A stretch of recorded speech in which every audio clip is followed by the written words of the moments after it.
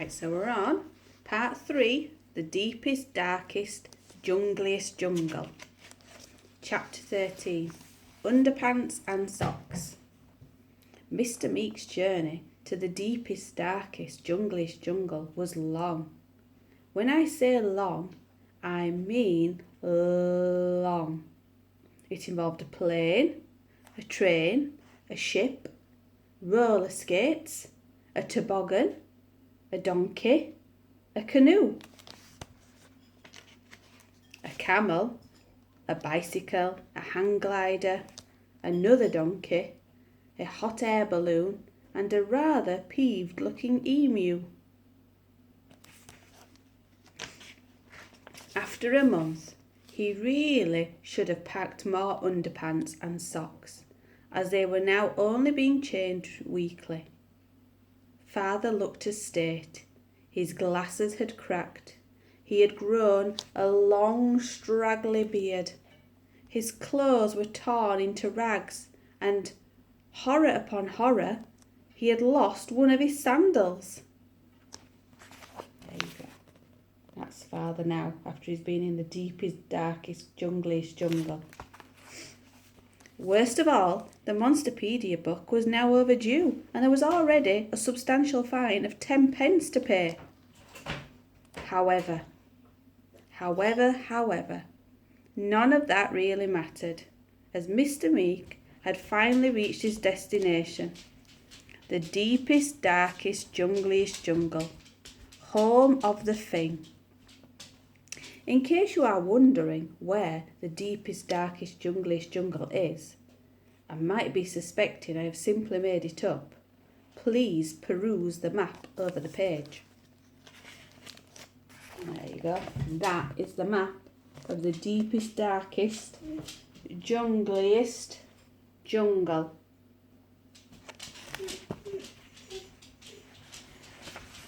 Now that he was in the deepest, darkest, jungliest jungle, Mr. Meek had to find a Fing. The problem was, he couldn't spot one anywhere. Chapter 14, Up a Tree. So, Mr. Meek climbed up the tallest tree he could find, holding on tight to the Monsterpedia, which was trying to squirm out of his hand. He spotted a number of creatures from the pages of the book. There was the one-winged bird, a one-winged bird which is unsurprisingly flightless. It leaps confidently off the branches of the tree before plummeting to the ground. Splat. A honkopotamus. This is a distant relation of the hippopotamus. But the honkopotamus is legless. It has no legs. As a consequence, the honkopotamus moves around by honking.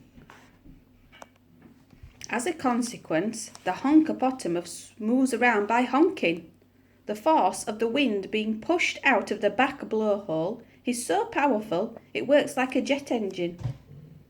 Despite its size and weight, the honkopotamus had been known to reach speeds of over 100 miles an hour. Whoosh!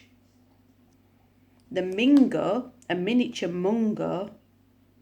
The mungo, a giant mingo.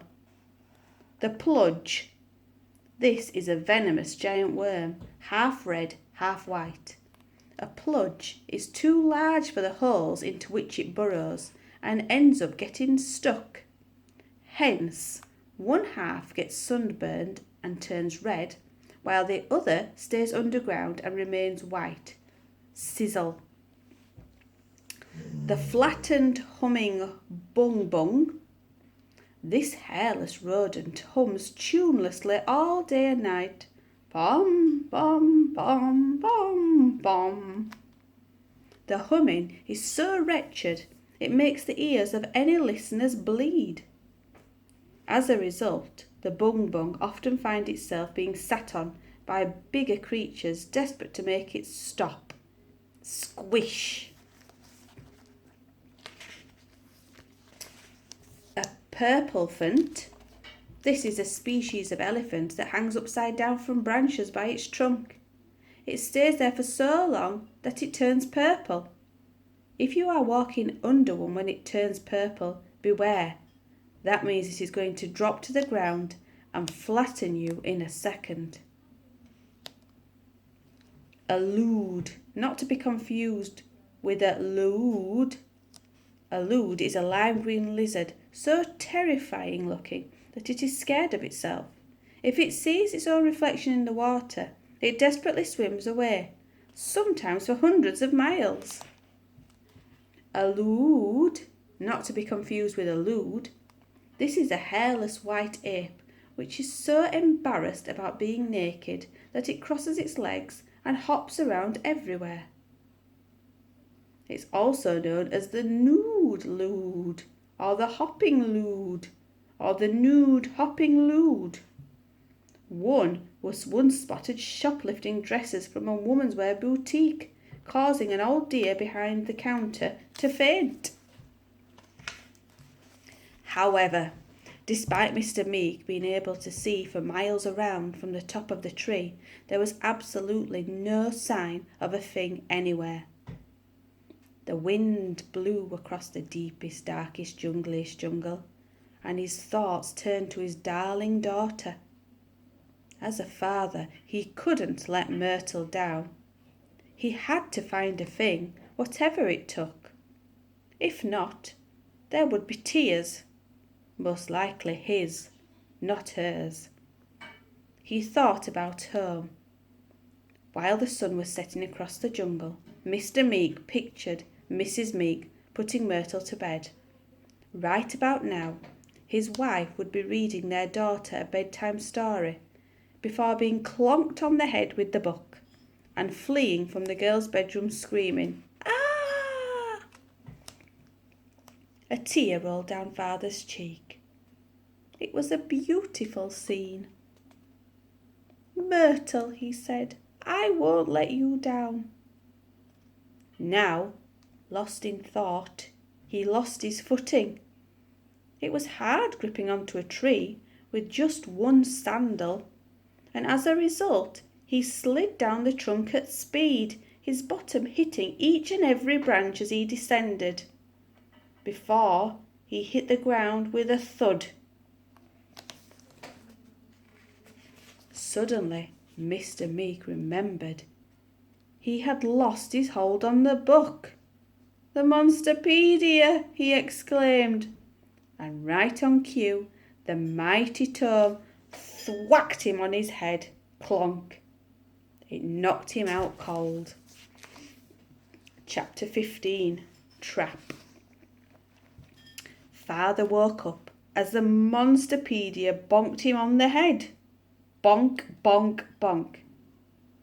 Mr. Meek grabbed hold of the book, unsure of where to put it. He stuffed it down the back of his trousers. Needless to say, the book didn't like that one bit and tried to squirm out. "Stop!" ordered Mr. Meek, giving it a light slap. Anyone who was there might have thought here was a man who was slapping his own bottom. Fortunately for Mr. Meek, he was all alone in the deepest, darkest, jungliest jungle. At once, the man began making a plan. If he was going to catch a Fing, he would have to set a trap. So Mr. Meek found a clearing in the deepest, darkest, jungliest jungle, not much bigger than a paddling pool. First, he opened his now rather battered suitcase and took out the tin of custard creams. It was heavy, as it contained 100 biscuits. He set the tin down next to his feet. Then he took out the hamster's cage and put it on the jungle floor. As quietly as he could, he opened the little door of the cage. Creak! The plan was to lay a trail of custard creams until the last one was actually inside the cage. All the man would have to do was wait until a Fing followed the trail of biscuits. Then, as soon as it was nibbling the final one inside the cage, Father would slam the door And bingo! The Fing would be trapped. Rustle, rustle, rustle. A sound came from the bushes. Is anyone there? Called out Mr. Meek. There was no reply.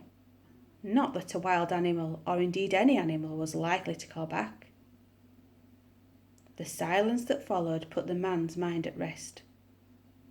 Probably just another gust of wind, he muttered to himself. Of course, Mr. Meek had exercised incredible restraint in not gobbling down all the custard creams himself.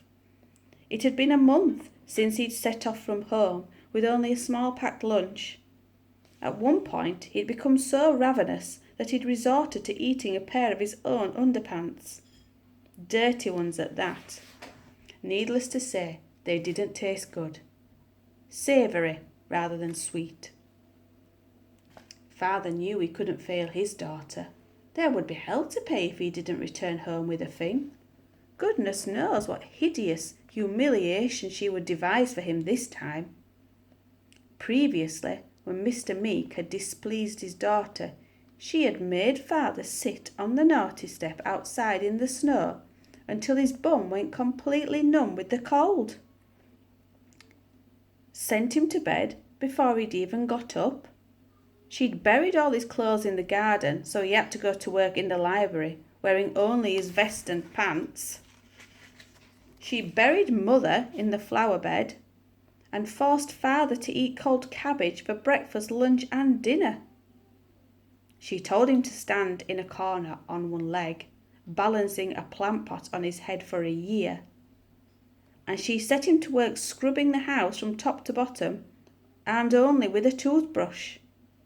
And then she made him clean his teeth with that toothbrush. She'd made him sleep in the shed, and she'd ordered him to drink from a puddle. When father turned back to open the biscuit tin, he was horrified to find the lid was already off, and it was already empty. "No!" he cried.